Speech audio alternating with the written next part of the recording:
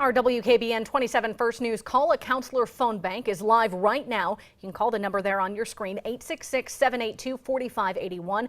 Counselors are standing by to talk with you about any and all mental health issues, including thoughts of suicide or coping with a loved one who took their own life. 27 First News This Morning anchor Dan Martin talked with two ladies who have personal experience with suicide and what it means to be a survivor.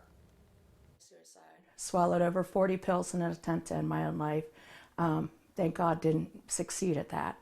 That was July 1998. Maureen Waybright says she felt hopeless and didn't see how things would get better. A single mom with two kids, Maureen also tells me she's lived with severe, persistent mental illness since she was 23 years old. And it's just amazing how my life has changed and how wonderful it's been for me to be able to help other people to keep them from going to the point of suicide in their lives. Now Maureen shares her story with students at Columbiana County high schools. For the last 16 years, she's worked as a recovery assistant at the county's Mental Health and Recovery Services Board. A team of 14 volunteers make up the board's LOSS team, which stands for Local Outreach to Suicide Survivors. Survivors are the family members left behind when a loved one ends his or her life, a feeling Judy Kidder knows firsthand. Her cousin completed suicide, but for so long, she says, no one wanted to talk about it. So that's part of our goal, is to get it out there and let people realize it's more common than you realize, and that it's okay to talk about it. Kidder's day job the last 27 years is grief facilitator at Dawson Funeral Home in East Liverpool. She says there were 23 suicides in Columbiana County in 2014.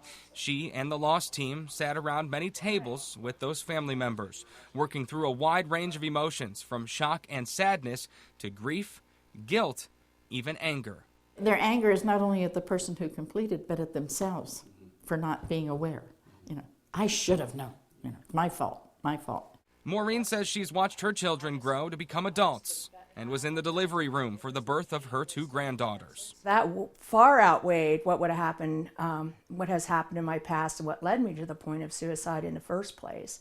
It's just an incredible feeling that me, a person who was on the edge and wanted to end her own life, is still here and able to help other kids and other people who are having that same feeling.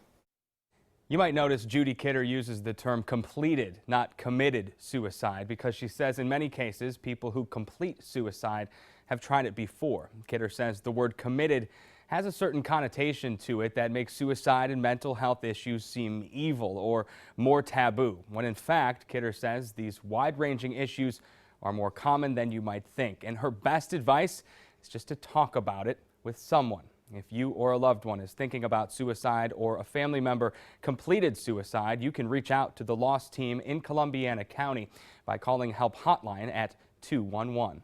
In the studio, Dan Martin, WKBN 27 First News.